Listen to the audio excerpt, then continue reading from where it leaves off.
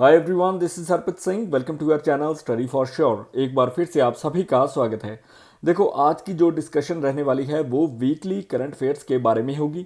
साथ ही साथ जो करंट अफेयर्स हमने इस वीक नहीं कवर किए वो कल आने वाली वीडियोस में यानी कि कवर अप कर लिए जाएंगे।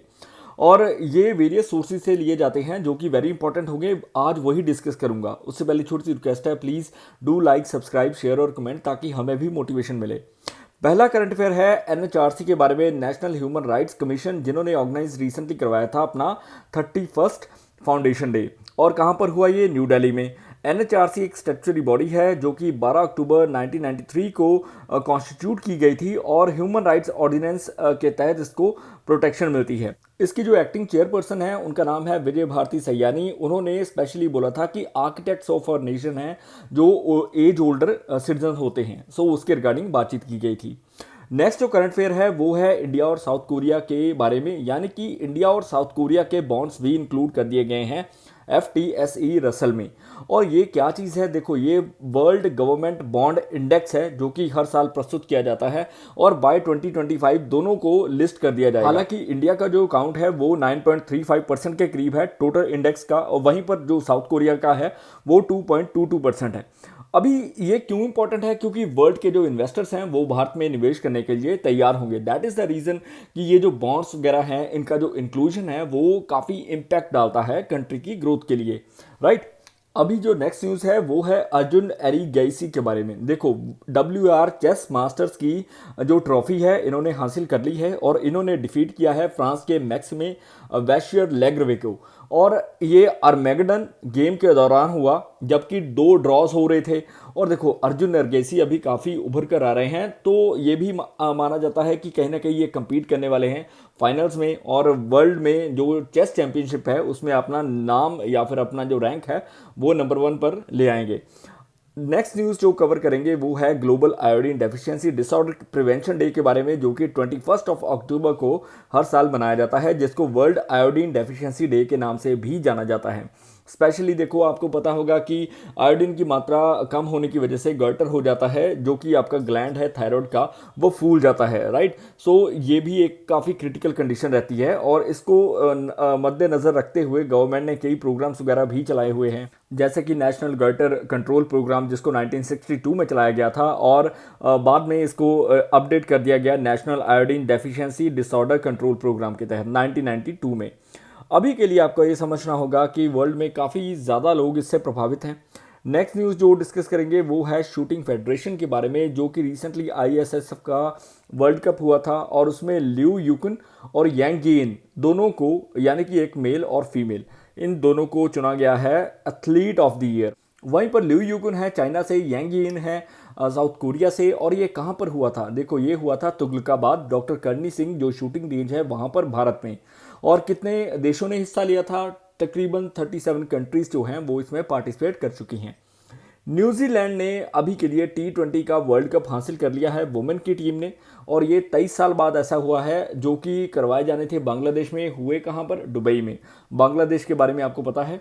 सो अभी के लिए आपको समझना होगा कि ये जो डिफीट है इन्होंने किसको हराया? साउथ अफ्रीका को with 32 runs. Player of the match रही हैं एमिलिया कर, काफ़ी उभरती हुई महिला है। वहीं पर अगर बात करें कि T20 वर्ल्ड कप वुमेन में सबसे ज़्यादा ट्रॉफीज किसने हासिल की हैं, किस टीम ने? उसका नाम है ऑस्ट्रेलिया। डेफिनेटली देखो, वनडे इंटरनेशनल भी हो तब भी ऑस्ट्रेलिया का ही नाम आता है मेंस में, और वुमेन में T20 में अभी ये टॉप पर हैं विद द 6 ट्रॉफीज। अगली जो न्यूज़ है ये है G20 के दौरान। देखो, लास्ट ईयर G20 की मीटिंग भारत में हुई और हमने एक पैक्ट साइन किया इंडिया और जर्मनी के बीच में, ताकि माइग्रेंट वर्कर्स यानी कि जो स्किल्ड प्रोफेशनल्स हैं उनको मौका मिले जर्मनी में जाकर जॉब्स वगैरह करने का या वेरियस अदर थिंग्स। सो उसके तहत एक डिजिटल वीज़ा सिस्टम लाया गया है और इससे समझो कि 1,32,000 के करीब जो प्रोफेशनल्स हैं उनको मौका मिल पाएगा। और ये एग्रीमेंट के तहत इंडिया और जर्मनी के रिलेशंस जो हैं वो काफ़ी ज़्यादा मजबूत होंगे। 2024 का economic freedom of the world report के अनुसार अगर हम देखें तो Hong Kong number 1, Singapore number 2, Switzerland number 3, New Zealand 4th, USA 5th पर आता है।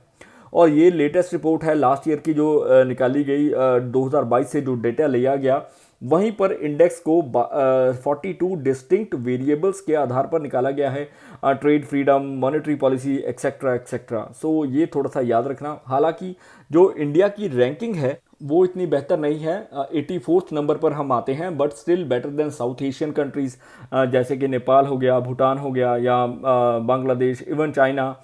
अगर हम बात करें कि इस पर क्या चीज़ के बारे में बोला गया, देखो जीडीपी के रिगार्डिंग जो फ्रीएस्ट कंट्री यानी कि जहाँ पर फ्रीडम है बहुत ज़्यादा, उनकी जो जीडीपी है वो 7.6 टाइम्स बेहतर है, जो कि समझो कि लीस्ट फ्री कंट्री है, राइट। सो इसमें इस चीज़ का जिक्र किया गया था।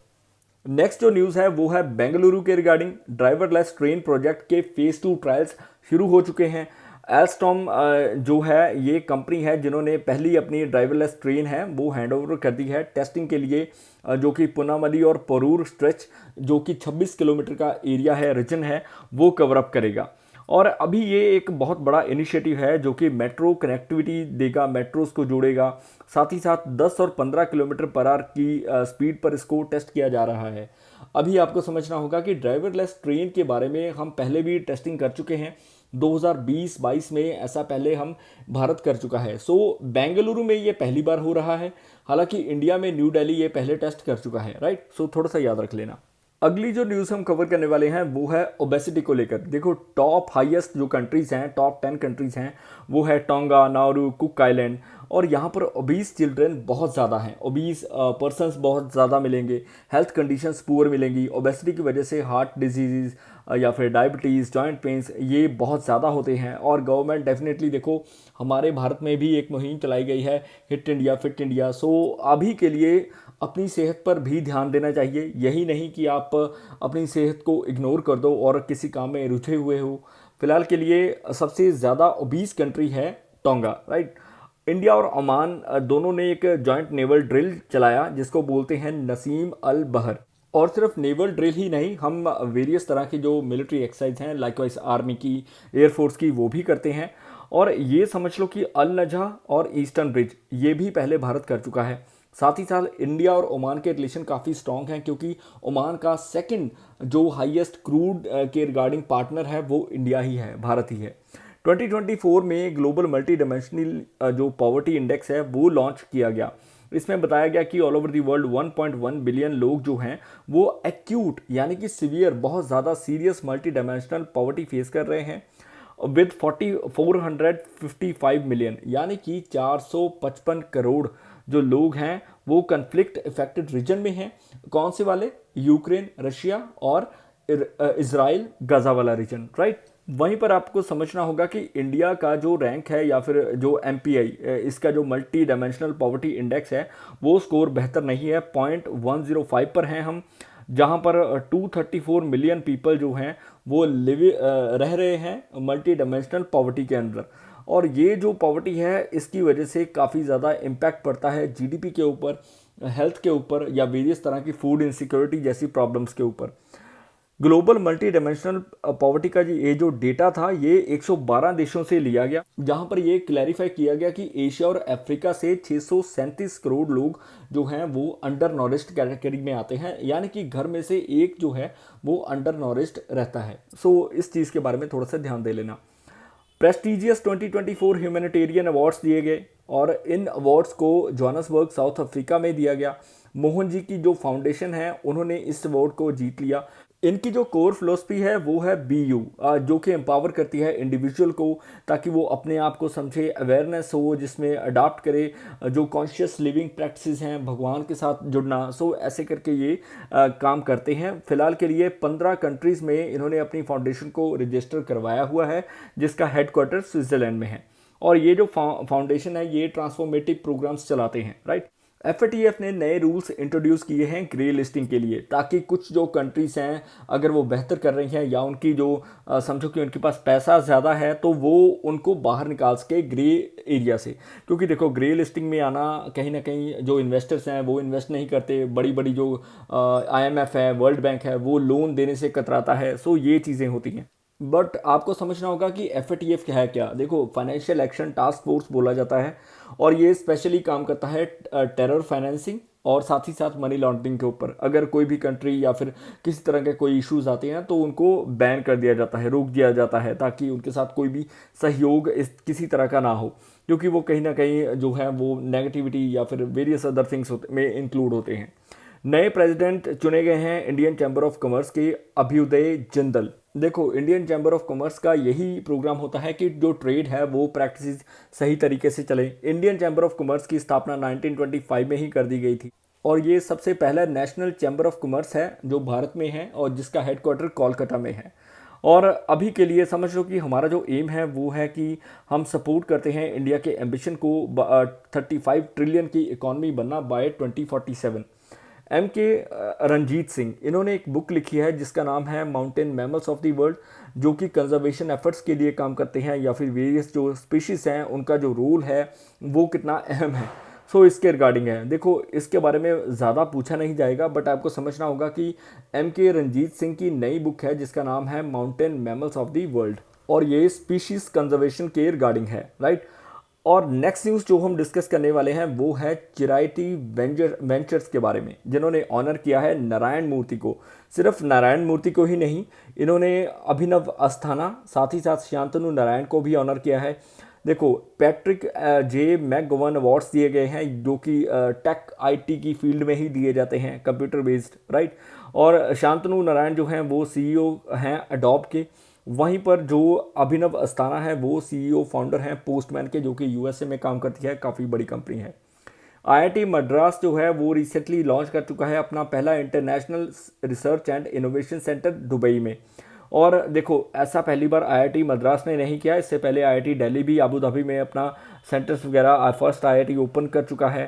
साथ ही साथ आईआईटी खड़गपुर जो है इनके ओवरसीज़ कैंपस हैं मलेशिया में, कुआलालंपुर में। एमआईटी यूनिवर्सिटी वो देखो तशकंद, उज़्बेकिस्तान, मॉरिशस, कीनिया में काम करती है। इनका जो मेन फोकस है वो आर्टिफिशियल इंटेलिजेंस के ऊपर रहेगा, जैसे कि हम ट्रांसफॉर्म हो रहे हैं, राइट। इजराइल बन चुका है एशियन डेवलपमेंट बैंक का 69वां मेंबर, ये याद रखना। देखो, एशियन डेवलपमेंट बैंक की स्थापना 1966 में हुई थी, जिसमें जो शेयर है जापान और यूएसए का सेम है। उसके बाद चाइना का आता है, फिर भारत का आता है, देन आता है ऑस्ट्रेलिया का। देखो, अभी इजराइल ने तो ज्वाइन कर लिया है, बट देखो एंटी इजराइल जो कंट्रीज़ हैं, मुस्लिम मेजर कंट्रीज़ लाइक ईरान हो गया, लेबनान हो गया, वेरियस अदर कंट्रीज़, उनका जो झुकाव होगा वो चाइना लेड जो एआईआईबी है, एशियन इंफ्रास्ट्रक्चर इन्वेस्टमेंट बैंक, वहाँ पर बढ़ जाएगा। अभी इंडिया ने 4th nuclear powered ballistic missile जो है वो लॉन्च कर दी है। उससे पहले भी वेरियस अदर मिसाइल्स पर इंडिया काम कर चुका है, जैसे आईएनएस चक्रा हो गया, आईएनएस अरिहंत हो गया, नेक्स्ट आईएनएस अरिघाट और अब की आईएनएस अरिधमन, जिसको S4 बोला जाता है। स्पेसिफिकली ये जो काम करेगी ये K4 nuclear ballistic missiles use कर सकती है। 75% इसमें इंडिजीनस जो कंटेंट है वो यूज़ हुआ है और इसकी जो रेंज है वो 3500 किलोमीटर के करीब होगी। साथ ही साथ K15 न्यूक्लियर बैलिस्टिक मिसाइल्स भी इसमें लगाई जा सकती हैं। और ये जो सबमरीन है ये काफ़ी इंपॉर्टेंट रहने वाली है। साथ ही साथ ये भी समझ लो कि बाय 2024 इसी साल के अंत में 6th जो डीजल इलेक्ट्रिक है वो मिलने वाला है, जिसका नाम है आईएनएस बख्शीर। अगर आएगा डेफिनेटली उसके रिगार्डिंग मैं वीडियो कवर करूंगा, बट आपको ये समझना होगा कि ये 4th nuclear powered ballistic missile submarine है जो कि भारत को मिल चुकी है। अगली जो न्यूज़ है वो है इजिप्ट ने डिक्लेयर कर दिया है खुद को मलेरिया फ्री कंट्री। और देखो, ये ऑफिशियली कैसे हुआ, WHO के द्वारा किया जाता है। लास्ट जो 3 साल के केसेस हैं वो देखे जाते हैं और आफ्टर 14 ईयर्स ऐसा हुआ है कि इजिप्ट जो है वो 2nd कंट्री बन चुका है जिन्होंने सर्टिफिकेशन हासिल कर ली है आफ्टर कैबो वर्डे। मतलब 2024 में ये दूसरी कंट्री है, पहली थी कैबो वर्डे। वहीं पर अगर इजिप्ट की बात करें तो इजिप्ट तीसरी ऐसी कंट्री है जिसने WHO ईस्टर्न मेडिटेरेनियन रीजन में एक दर्जा हासिल किया है malaria free certification after UAE और मोरक्को। UAE को 2007 में मिला था, मोरक्को को 2010 में मिल चुका है। अगली जो न्यूज़ रहेगी वो है स्वावलंबन 2024। ये तीसरा एडिशन है Indian navy's naval innovation and indigenisation organisation seminar के रिगार्डिंग, जो कि कहाँ पर हुआ, न्यू दिल्ली में।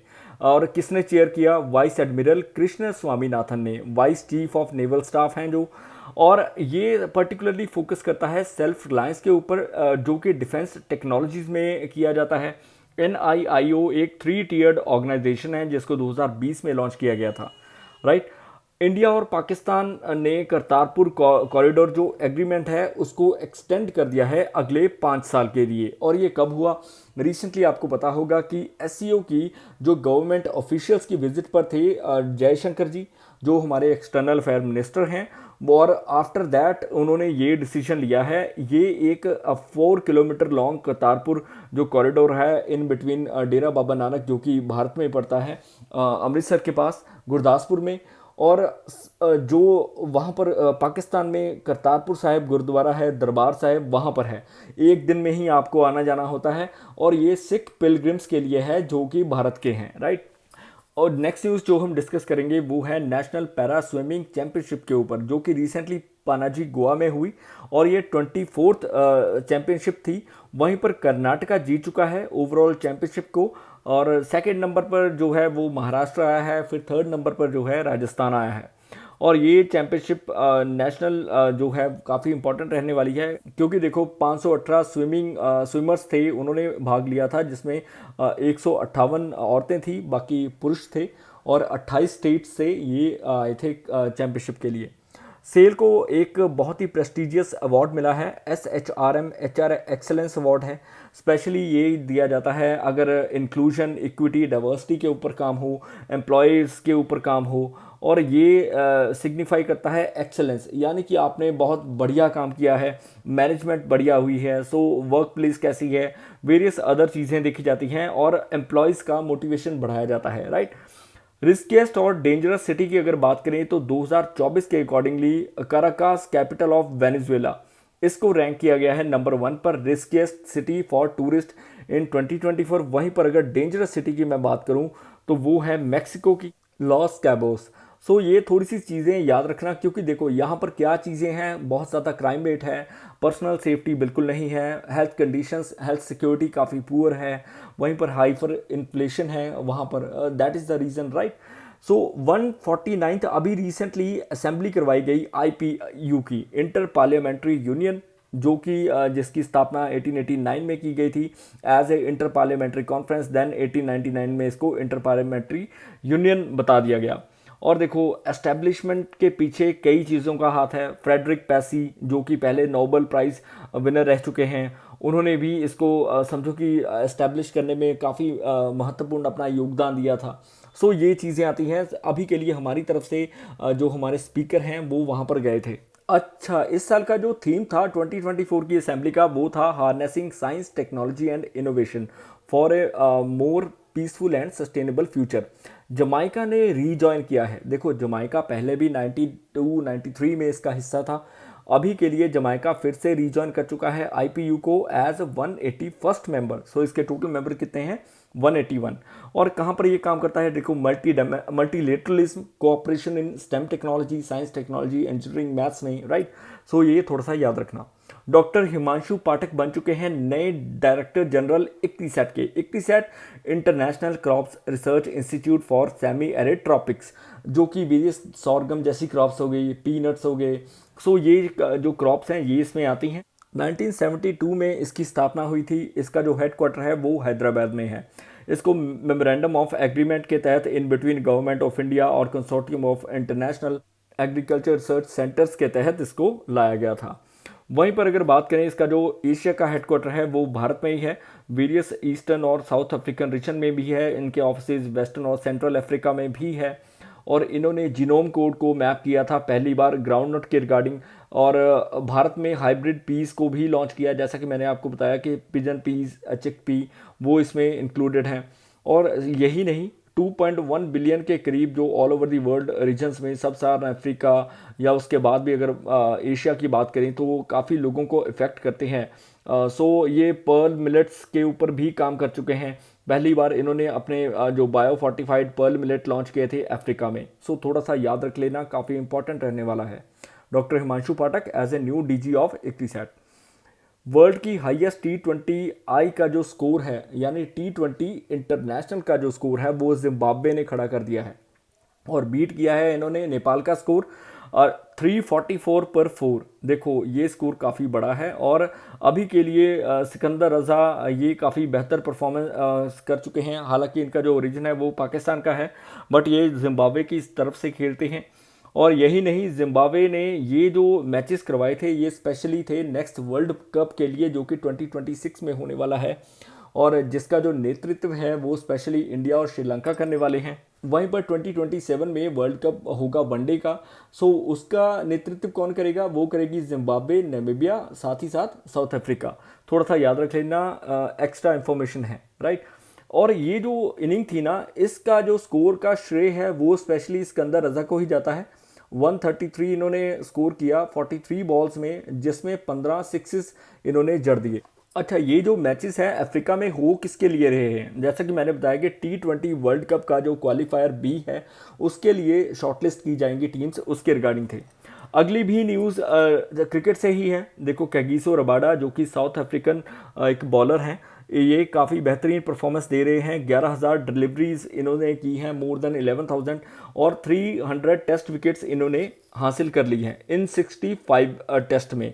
और देखो 65 टेस्टों में अगर आप 301 विकेट्स ले रहे हो, दैट इज़ द रीज़न कि आप बेहतरीन हो बहुत ज़्यादा। क्योंकि देखो साउथ अफ्रीका में पहले ऐसा हो चुका है, बट इतनी कम डिलीवरीज, या मैं बोल दूं इतने कम मैचेस में आपने ये अचीवमेंट करनी, सो इनको एक्सेप्शनल प्लेयर बनाता है, राइट। और ये आ चुके हैं डेन स्टेन, शॉन पलक और जैसे मॉने मोकल की कैटेगरी में। नागालैंड आंध्र प्रदेश में एक नई मिसाइल टेस्टिंग रेंज बनने वाला है। कैबिनेट कमेटी ऑन सिक्योरिटी ने, जो कि जिसको लीड करते हैं हमारे प्राइम मिनिस्टर, इन्होंने अप्रूवल दे दिया है। साथ ही साथ इंडिया अपने बेस्ट जो समझो कि एयर डिफेंस सिस्टम है उनको टेस्ट करेगा वहाँ पर। जैसे कि आपने देखा होगा कि इजराइल का आयरन डोम जो कि काफ़ी ज़्यादा बेहतरीन है, उन्होंने एक तरीके की कई मिसाइल्स को डिस्ट्रॉय किया है जो कि लेबनान से आई, या फिर वेरियस अदर जो हिजबुल्ला फायर कर रहा है, गजा में हो रहा है, हमास फायर कर रहा है, राइट। सो आयरन डोम जैसी कैपेबिलिटीज़ हम भी लाने चाहते हैं, क्योंकि हमारे पास जो सिस्टम है वो राइट नाउ बेहतरीन सिस्टम हमने लिया हुआ है S-400 जो कि रशिया से है। साथ ही साथ हमारा अपना सिस्टम भी है जिसको बोलते हैं पृथ्वी एयर डिफेंस और एडवांस सिस्टम। और देखो हम इन कैपेबिलिटीज़ को और एनहेंस करना चाहते हैं, क्योंकि चाइना का कुछ नहीं पता, कभी चाइना ठीक है कभी नहीं है। सो हमें अपने आप को और बेहतर और मजबूत करना होगा, राइट। अगली जो न्यूज़ है वो है प्रणव चावड़ा के बारे में, जो कि नए CEO बन चुके हैं JP मॉर्गन चेज इंडिया के। देखो JP मॉर्गन का जो ग्रुप है वो भारत में 1996 से ही काम कर रहा है, जब इन्होंने जॉइंट वेंचर के तहत ICICI से फंड रेज करने स्टार्ट कर दिए थे। देन 2019 में अपनी कमर्शियल बैंकिंग सर्विसेज को एक्टिवेट कर दिया। फिर लार्ज कैंपस एशिया का जो है एशिया पैसिफिक का, वो हैदराबाद में ओपन कर दिया 2021 में। और गिफ्ट सिटी जिसको बोलते हैं गुजरात इंटरनेशनल फिनटेक सिटी, वहाँ पर भी ये अपने जो बैंकिंग ऑपरेशंस हैं वो कर रहे हैं। और ये चीज़ों की वजह से अभी जो भारत के इन्होंने नए चेयरपर्सन चुने हैं, डेफिनेटली इससे आने वाले समय में इंडिया का जो लेवल है या फिर इन्वेस्टर्स का जो विश्वास है वो भारत पर और ज़्यादा बढ़ेगा। और ये जो अपॉइंटमेंट्स होती हैं इनको ज़रूर याद रखना, पूछ ली जाती हैं और काफ़ी इंपॉर्टेंट भी हैं। अगली जो न्यूज़ है वो है आदर्श कर्मयोगी अवार्ड्स के बारे में, जिसको कि माइंस मिनिस्ट्री के द्वारा दिया गया है। और ये एक फ्लैगशिप प्रोग्राम है गवर्नमेंट ऑफ इंडिया का, जो कि ट्रांसफॉर्म करता है सिविल सर्विस ट्रेनिंग को from a rule based order to role based order. और इसमें 13 एम्प्लॉयज़ को चुना गया है। देखो ये जो 13 एम्प्लॉयज़ हैं generally zoological survey of India से हैं, 8 एम्प्लॉयज़ हिंदुस्तान कॉपर लिमिटेड के, 3 employees Indian bureau of mines के, 2 एम्प्लॉयज़। देखो इसके साथ मोराल भी बढ़ता है। अगली जो न्यूज़ है वो है global anti terrorism championship awards के ऊपर। जो गार्क की वैसे जो फाउंडेशन है वो 2023 में ही रखी गई है, जो कि सिस्टमेटिक रेसिज्म डिस्क्रिमिनेशन जो हो रहा है ग्लोबल स्केल पर, उसके रिगार्डिंग उन चीज़ों को एड्रेस करता है। और देखो इसके जो अवार्ड्स हैं वो USA में दिए गए हैं, और उर्मिला चौधरी जो है फ्रॉम नेपाल, उनको ऑनर किया गया है प्रेस्टिजियस अवार्ड के साथ। देखो इन्होंने काम किया है स्पेशली कामलरी गर्ल्स के ऊपर। कामलरी नेपाल में बोलते हैं जो कि बॉन्डेड लेबर गर्ल्स होती हैं, और ये एडवोकेट करती हैं उन महिलाओं को जिनको बंधुआ मजदूर के ऊपर रखा जाता है। और स्पेशली ये जो एड्रेस करती हैं जीनोफोबिया या किसी तरह का डिस्क्रिमिनेशन हो रहा है, सो उसके रिगार्डिंग, राइट। प्रवासी परिचय 2024 में रियाद में सेलिब्रेट किया गया सऊदी अरेबिया में।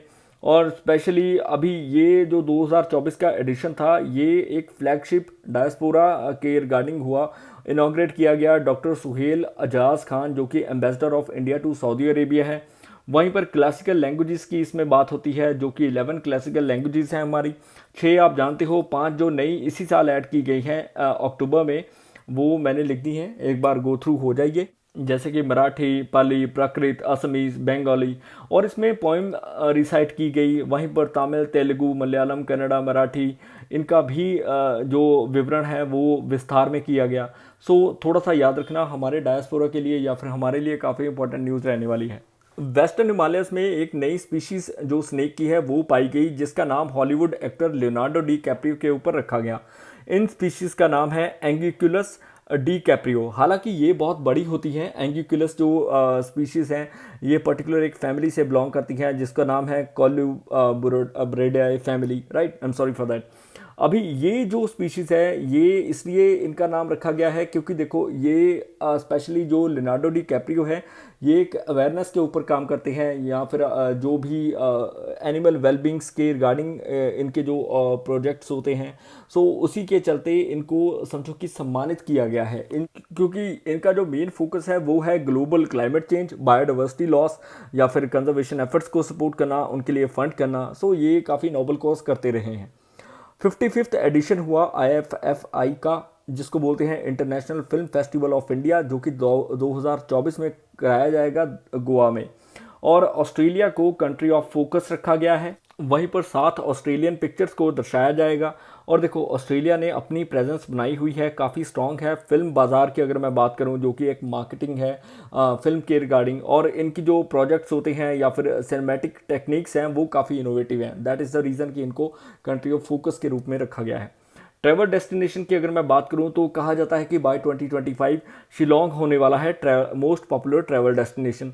ये रिपोर्ट है sky scanners travel trends report के अनुसार। और 66% के करीब जो इंडियन ट्रैवलर्स हैं उनको कॉस्ट कॉन्शियस होते हैं। ट्रैवलिंग अलाउंस हो गया या फिर होटल की फ़ीस, वहाँ पर रहना, कैसे घूमना है, सो कहीं ना कहीं हम इन चीज़ों पर काम करते हैं। दैट इज़ द रीज़न कि अलमाटी को भी मोस्ट पॉपुलर डेस्टिनेशन माना गया है, जो कि कजाकिस्तान की है। बट स्टिल शिलोंग को नेक्स्ट ईयर के लिए चुना जा चुका है। अगली जो न्यूज़ है वो है महात्मा गांधी लीडरशिप अवार्ड्स के रिगार्डिंग। अभी के लिए दारा सिंह खुराना को ये अवार्ड से सम्मानित किया गया है। और देखो, ये एक प्रेस्टिजियस अवार्ड है और दारा सिंह खुराना ने अपनी पहचान बनाई हुई है। और देखो, ये Prince Edward brother of king Charles जो 3 हैं उनके साथ बैठे थे CHOGM में, जो कि सनोआ में हुई थी, जिसको Commonwealth heads of government meeting बोला जाता है। उसमें भी इन्होंने हिस्सा लिया था। स्पेशली ये जो काम करते हैं मेंटल हेल्थ, मेंटल वेलबींग के ऊपर होता है, राइट।